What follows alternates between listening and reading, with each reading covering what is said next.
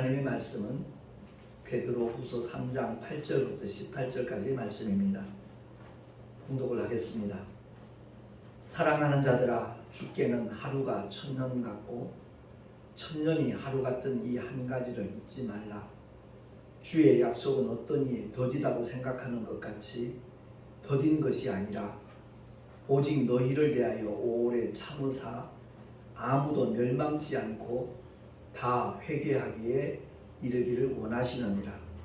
그러나 주의 날이 도적같이 오리니 그날에는 하늘이 큰 소리로 떠나가고 체질이 뜨거운 불에 풀어지고 땅과 그 중에 있는 모든 일이 드러나리로다. 이 모든 것이 이렇게 풀어지리니 너희가 어떠한 사람이 되어야 마땅하뇨? 거룩한 행실과 경건함으로 하나님의 날이 임하기를 바라보고 간절히 사모하라. 그날에 하늘이 불에 타서 풀어지고 체질이 뜨거운 불에 녹아지려니와 우리는 그의 약속대로 의에 거하는 바 새 하늘과 새 땅을 바라보도다. 그러므로 사랑하는 자들아, 너희가 이것을 바라보나니 주 앞에서 점도 없고 흠도 없이 평강 가운데서 나타나기를 힘쓰라. 또 우리 주의 오래 참으심이 구원이 될 줄로 여기라. 우리 사랑하는 형제 바울도 그 받은 지혜대로 너희에게 이같이 썼고 또 그 모든 편지에도 이런 일에 관하여 말하였으되 그 중에 알기 어려운 것이 더러 있으니 무식한 자들과 굳세지 못한 자들이 다른 성경과 같이 그것도 억지로 풀다가 스스로 멸망에 이르느니라. 그러므로 사랑하는 자들아, 너희가 이것을 미리 알았은즉 무법한 자들의 미혹에 이끌려 너희 굳센 데서 떨어질까 삼가라. 오직 우리 주 곧 구주 예수 그리스도의 은혜와 저를 아는 지식에서 자라가라. 영광이 이제와 영원한 날까지 저에게 있을지어다. 아멘. 기도하겠습니다. 하나님 아버지, 은혜를 감사합니다.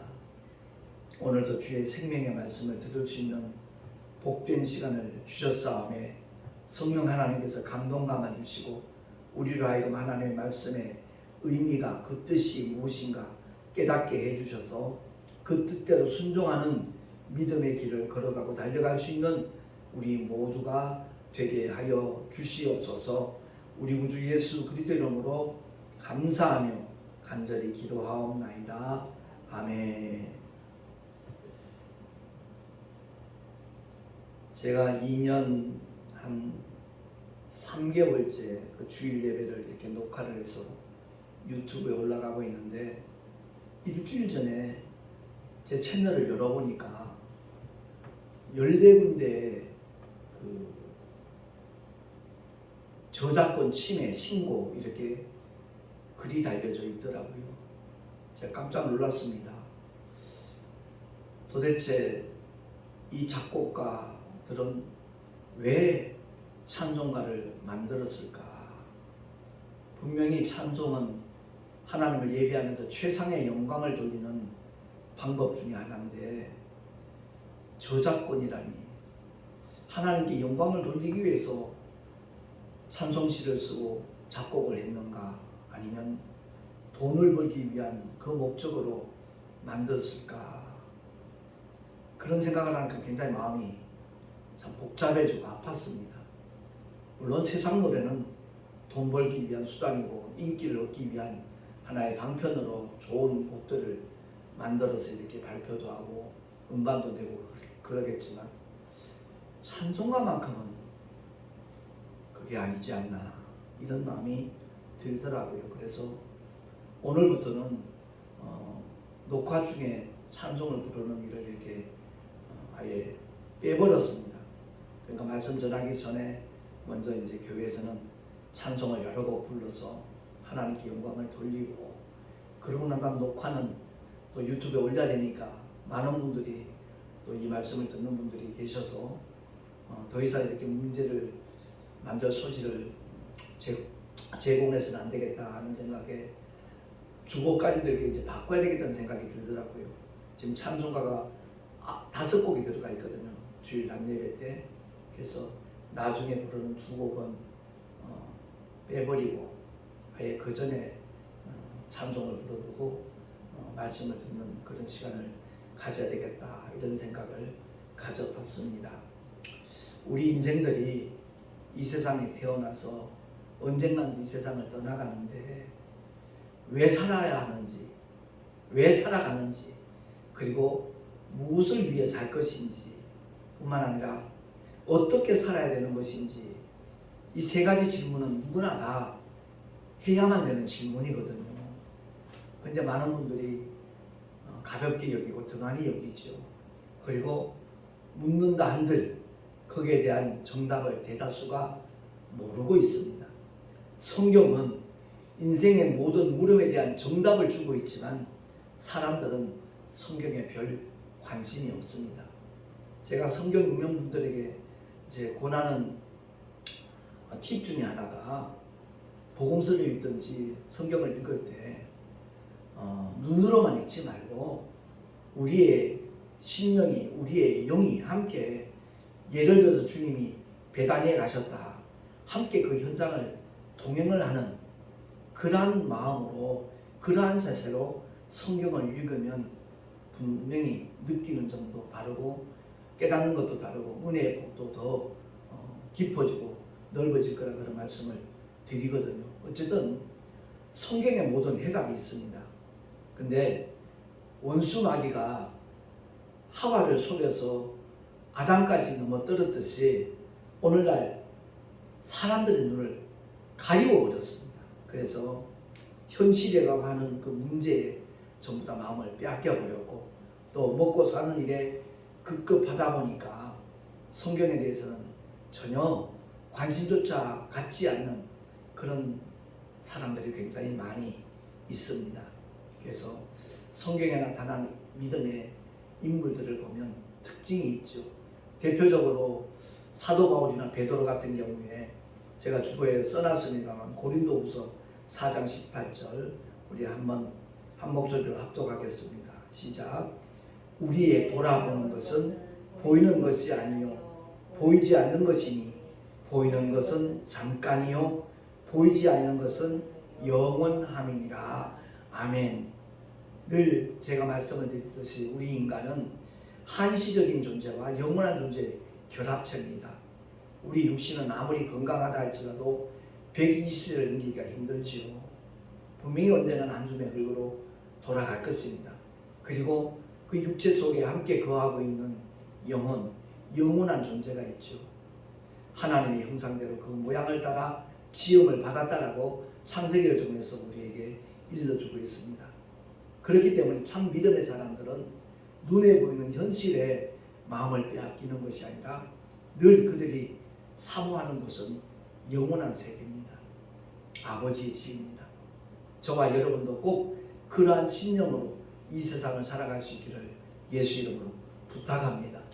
베드로서는 본문에도 나와 있지만 13절에 보니까 우리는 그의 약속대로 의에 거하는 바 새 하늘과 새 땅을 바라보도다 라고 고백하고 있습니다. 사도 바울도 영원한 보이지 않는 세계를 사모했듯이 베드로 역시도 그러한 고백을 하고 있습니다. 주님이 약속하신 대로 의에 거하는 바, 그 의에 거하는 바란 말에 무슨 뜻인가 하니 믿음으로 산다 이 말입니다. 믿는 자에게만 하나님께서 그 의를 인정을 하시기 때문에 그렇습니다. 믿음을 의로 인정하시는 거거든요. 우리 행실은 아직도 부족한 것이 있고 연약한 부분이 있을지라도 하나님께서는 믿음으로 사는 자에게는 그 믿음을 의로 여기셔서 그 모든 허물과 연약함을 사랑으로 덮어주시거든요. 그래서 어쨌든 그의 약속대로 의에 거하는 바 새 하늘과 새 땅을 바라보도다 라고 베드로는 고백하고 있는 겁니다. 여기서 참 안타까운 마음이 드는 것은 새 하늘과 새 땅, 한자로 표현하는 신천지잖아요.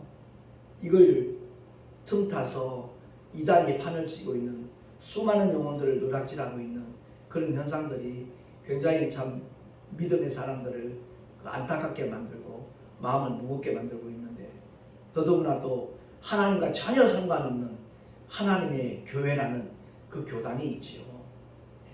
안산홍차 죽고 나니까 그 부인이 또 이제 하나님 어머니라고 주장을 하고 있는데, 그것을 믿는 사람들이 30만 명이 넘는다는 사실이 참 저로서는 정말 그게 기적인 것 같아요.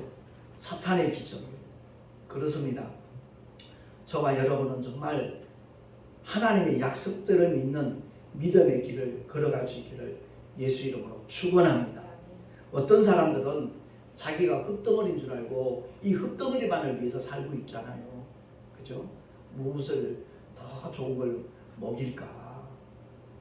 어떻게 하면 더 영양 있는 걸 마실까? 그냥 어떻게 하면 참 더 아름답게 돋보이게 만들까? 치장하는 일에, 그 일을 위해서 그냥 돈을 벌기 위하여 정말 자기의 건강도 돌아보지 않고 결국엔 목숨까지 잃어버리는 그런 일들까지 발생을 하고 있는 것이 오늘날 현 사회잖아요.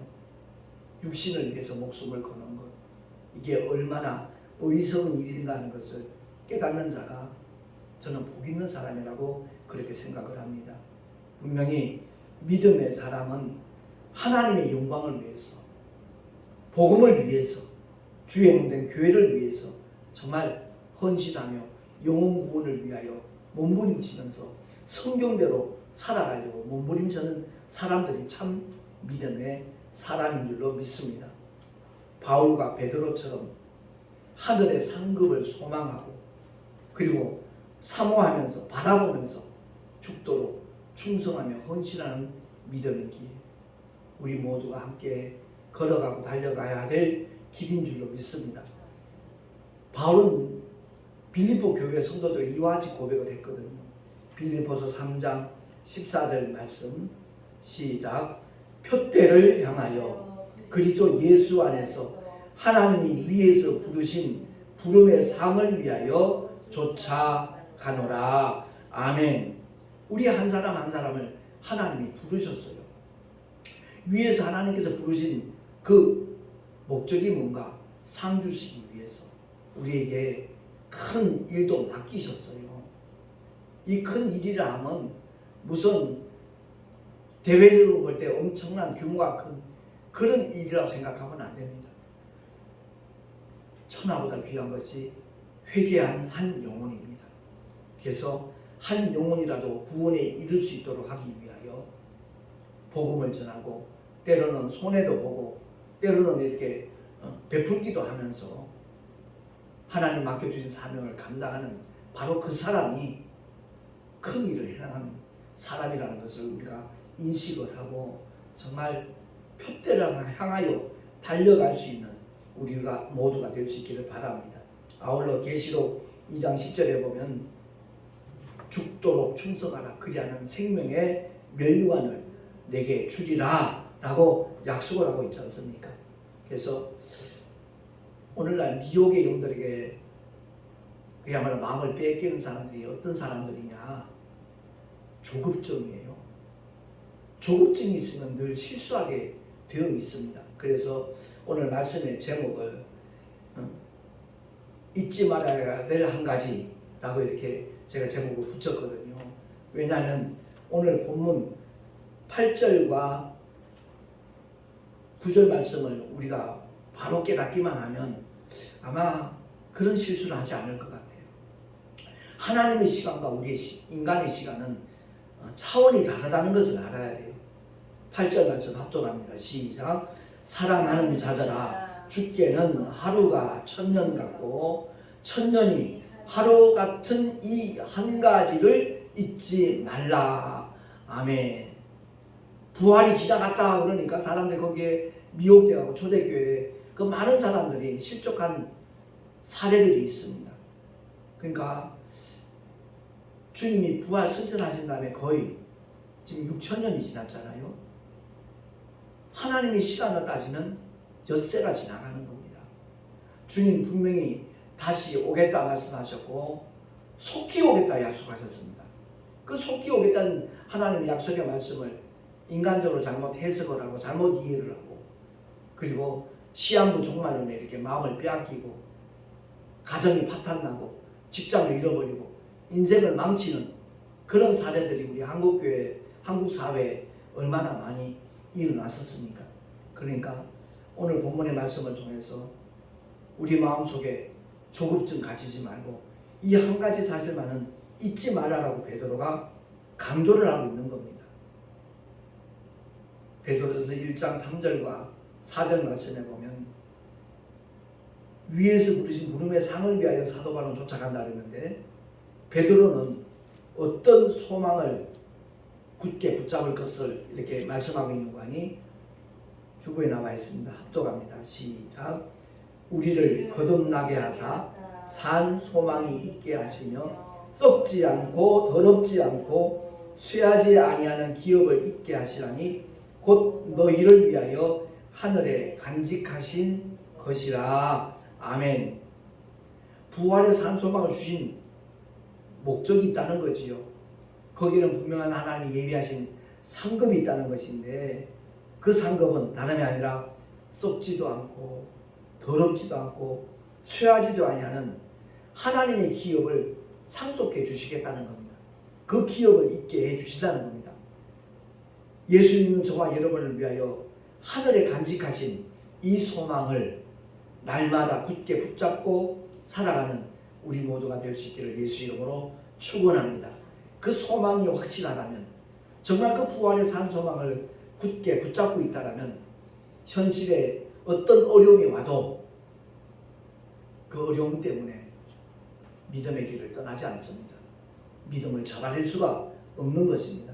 그런데 사람들의 조급증으로 인하여서 많은 사람들이 성경을 억지로 풀다가 그만 실족하는 거죠. 영원한 실족입니다. 정말 끝이 없는 낭떠러지 지옥을 향하여 정말 실족하는 그런 사람들이 우리 한국 사회에 너무나 많다는 것 참 가슴 아픈 일이죠. 신천지뿐만 아니라 하나님의 교회 우리 기독교 한국 역사를 통해서 보면 그 전도관을 통해서 박태선 장로라는 사람이 참 하나님의 은사를 많이 받았고 그를 통해서 하나님의 역사가 굉장히 다양하고 풍성하게 누구도 부인할 수 없는 그 하나님의 기적들을 목도했거든요.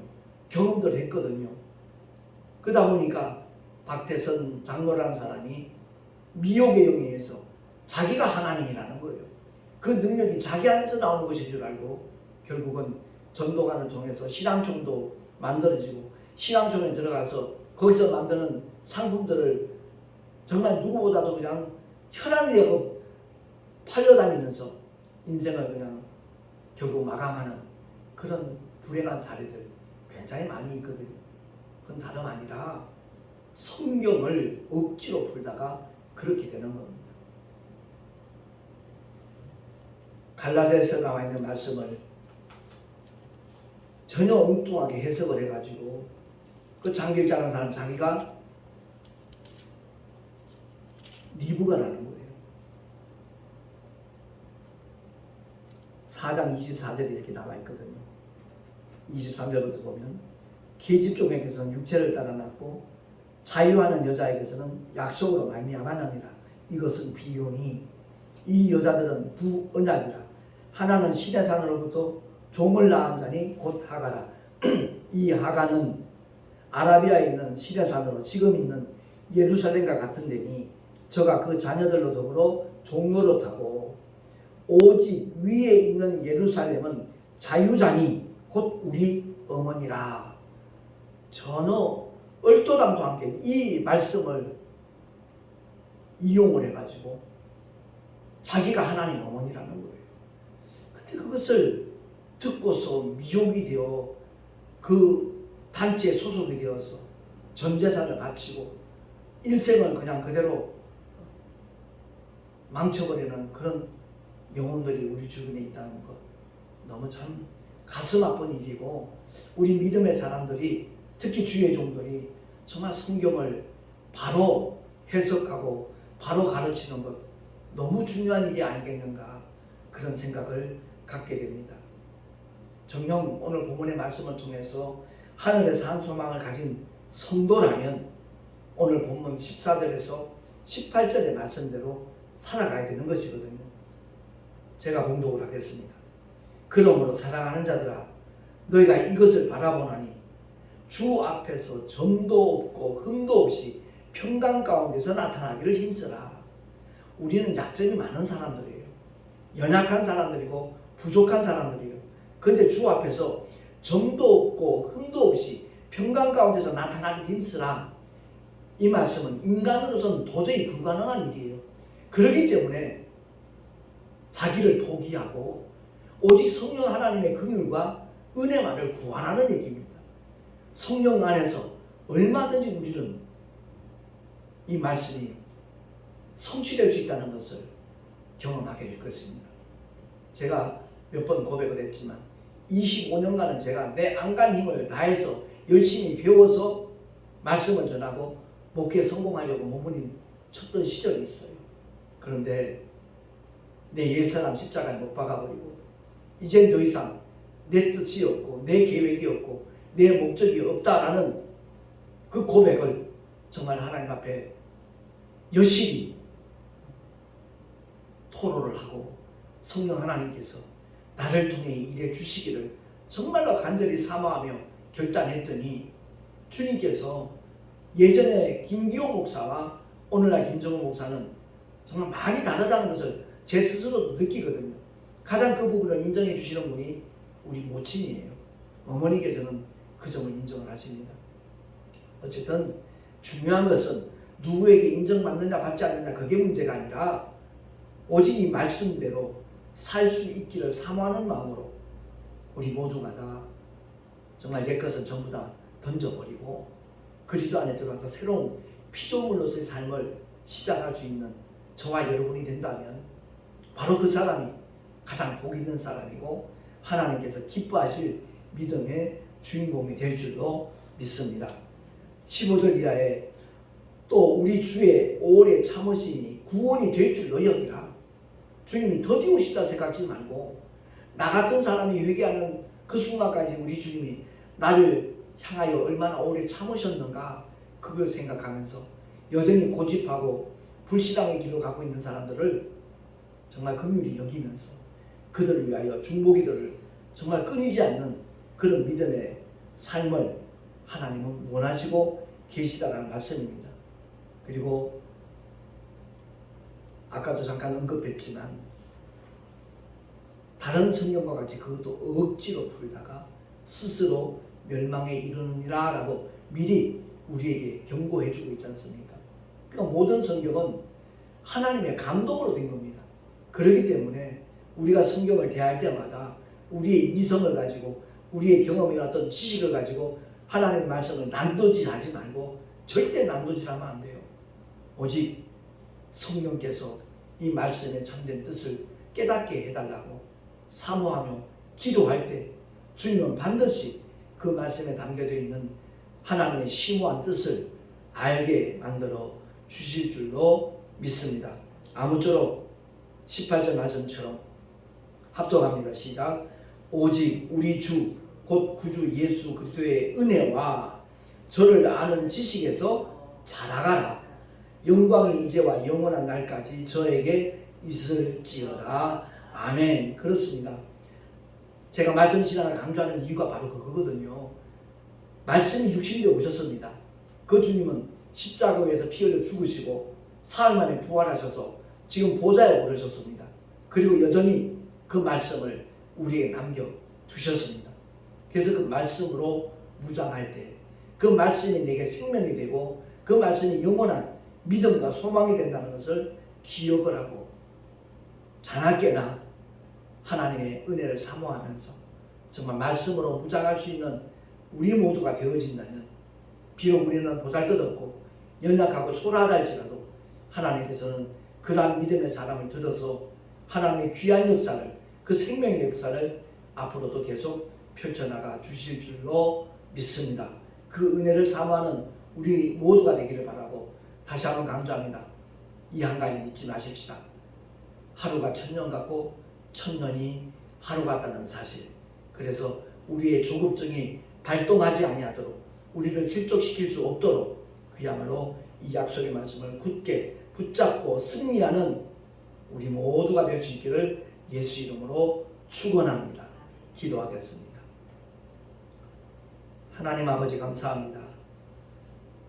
오늘도 우리에게 허락하신 하나님의 말씀 신비에 새기게 하시고 그 말씀대로 순종하며 살아가는 우리 모두가 되게 하여 주시옵소서. 원근 각지에서 하나님의 귀한 사역을 위하여 텍스 선교를 위하여 주님의 몸된 교회를 위하여 정말 귀한 예물들을 드리는 손길들이 있습니다. 11조와 감사와 또한 선교 예물 하나님 아버지 또한 주일헌금 주님 앞에 드렸사오매 기쁘시게 흠양하여 주옵시고 아버지 거룩하신 뜻이 이루어지는 일에 아름답게 사용하여 주시옵소서. 드리는 손길들마다 복의 복을 더하시고 은혜 위에 은혜를 더하여 주시옵소서. 이제는 우리 구주 예수 그리스도의 크신 은혜와 하나님 아버지의 영원하신 사랑하심과 보혜사 성령 하나님의 내주교통 인도하심과 축복하시니 이 한 가지 잊지 말라라는 하나님의 말씀 다시 한번 기억을 하며 결코 실족지 아니하리라 실수하지 아니하리라 결단한 하나님의 사람들 머리 위에 그 가정과 자녀들과 경영하는 모든 일들과 또한 주님께서 보혈로 값주고 세우신 주님의 모든 교회들 위에 지금으로부터 영원토록 함께 있을지어다. 아멘.